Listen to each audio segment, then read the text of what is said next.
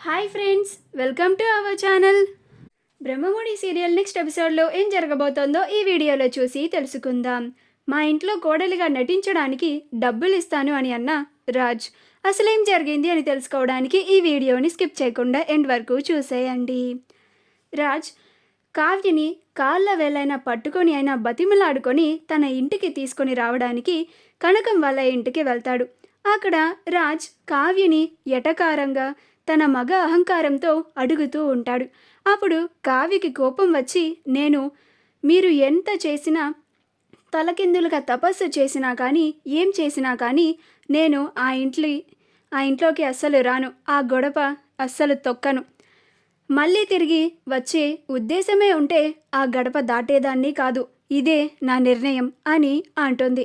అప్పుడు రాజ్ ఇదే నీ ఆఖరి నిర్ణయమా అని అంటాడు.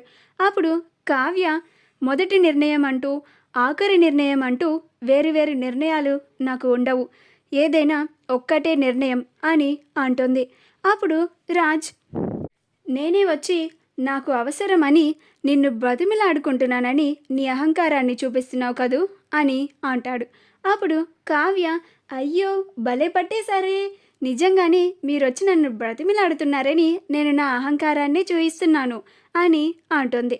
అప్పుడు రాజ్ నాకు తెలిసే నీ గురించి, నాతో బ్రతిమిలాడించుకొని నాకున్న సహనాన్నంతా పోయేలాగా చేసి చివరాఖరికి నిజంగా నీ కాళ్ళు పట్టించుకొని ఆ తర్వాత వస్తావేమో మా ఇంటికి అని అంటాడు. అప్పుడు కావ్య మీరు అంత బ్రతిమిలాడినా, మీరు నా కాళ్ళే పట్టుకున్నా నేను అస్సలు రాను అని అంటుంది. అప్పుడు రాజ్ సరే నా కోసం రావద్దు, మా నానమ్మ తాతయ్యలు మా అమ్మ కోసమైనా రా, మా అమ్మకి ఆరోగ్యం బాగోవడం లేదని నీకు తెలుసు కదా, ఆవిడ కోమాలోంచి బయటికి వచ్చిన తర్వాత నుంచి నా కోడలెక్కడా కావ్య ఎక్కడా అని అడుగుతుంది, కనీసం ఆవిడ కోసమైనా రా అని అంటాడు. అప్పుడు కావ్య అసలు మనిద్దరికీ ఏ సంబంధమూ లేదు అన్నప్పుడు మీ అమ్మగారి కోసం నేనెందుకు రావాలండి అని అంటుంది. అప్పుడు కావ్య అక్కడి నుంచి లేచి ఇంటి లోపలికి వెళ్ళిపోతుండగా రాజ్ ఓయ్ ఎక్కడికి అని అంటాడు.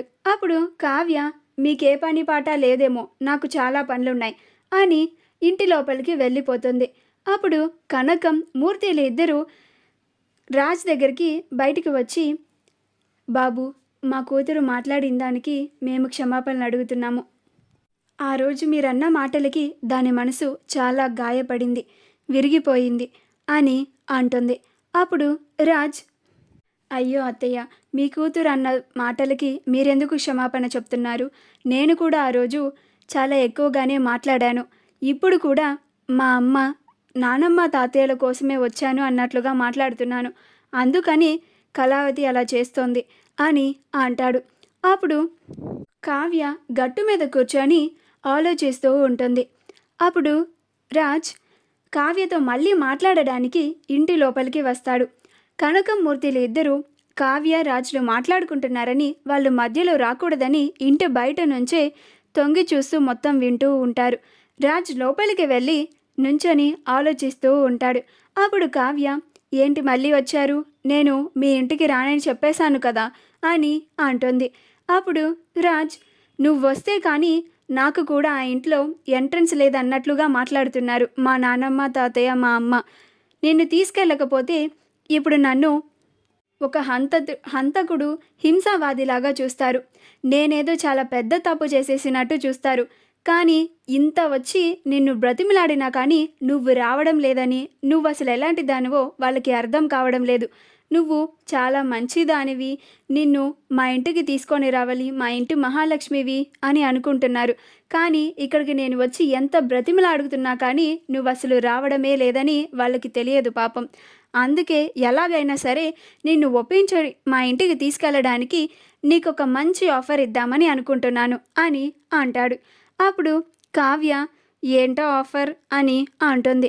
అప్పుడు రాజ్ ఇది ఏ భర్త ఏ భార్యకి ఇవ్వని ఆఫర్, ఇదొక విచిత్రమైన ఆఫర్, వింతైన ఆఫర్, ఇది నేను నా భార్యకి ఇస్తున్నాను అని అంటాడు.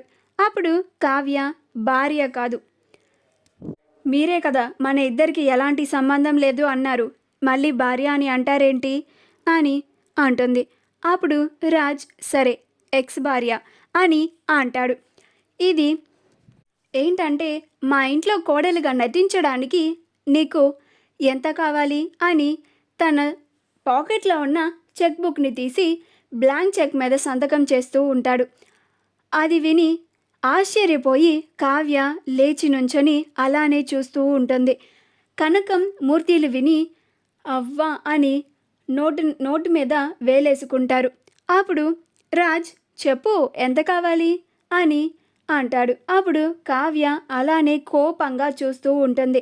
అప్పుడు రాజ్ సరే నీకు నచ్చినంత రాసుకో, బ్లాంక్ చెక్ ఇస్తున్నాను అని చెక్ని కావ్యకి ఇవ్వబోతాడు.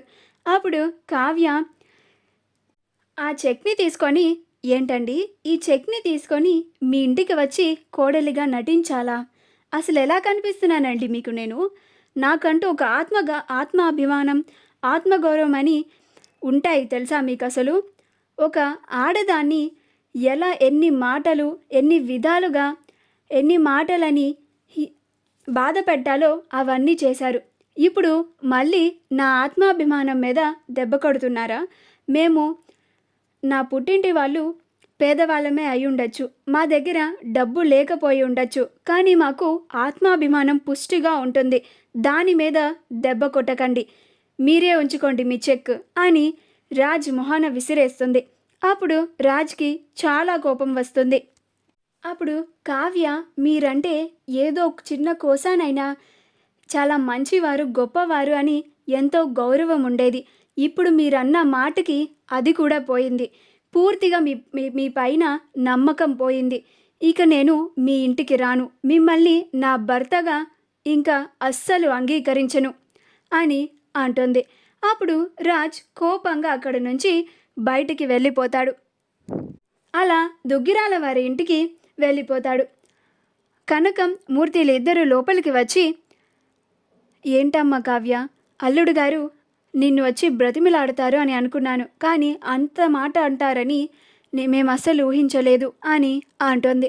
అప్పుడు కావ్య ఆయన అంతేనమ్మా, ఆయనకి కావలసిన పని ఎలాగైనా చేయించుకోవాలని మగ అహంకారం అని అంటుంది.